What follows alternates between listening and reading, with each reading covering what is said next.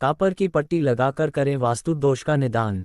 कई बार भूखंड का कोई हिस्सा बड़ा या कटा हुआ रहता है। इस कटे या बड़े हुए हिस्से को सुधारने के लिए जमीन के अंदर कापर पट्टी डालकर वास्तु दोष का निदान किया जाता है।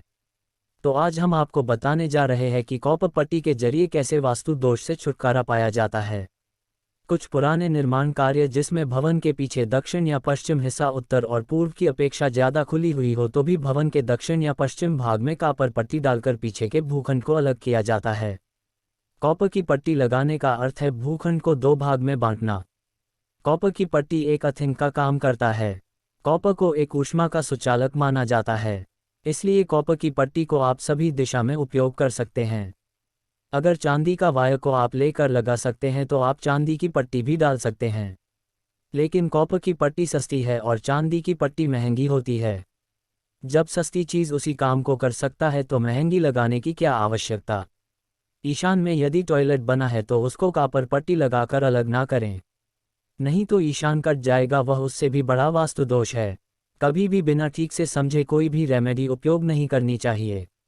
बहुत सी रेमेडी ऐसी होती हैं वह किसी खास दिशा के लिए होती हैं, अन्य दिशाओं में उपयोग करने पर हानि पहुंचा सकती है।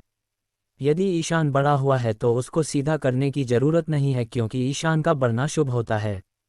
नॉर्थ ईस्ट ईशान कोण के घटने व बढ़ने का फल एवं रेमेडी उपाय उपचार। किसी भी भूमि, भवन, घर, फैक्ट्री आदि में ईशान कोण का बहुत ही महत्वपूर्ण स्थान होता है। सूर्य का उदय सबसे पहले इसी स्थान से होता है, जिसके कारण यहाँ संपूर्ण सकारात्मक ऊर्जा का प्रभाव बना रहता है। इसलिए इस स्थान को पूजा पाठ व आध्यात्मिक काम के लिए उचित माना जाता है। ये जल तत्व का स्थान होता है।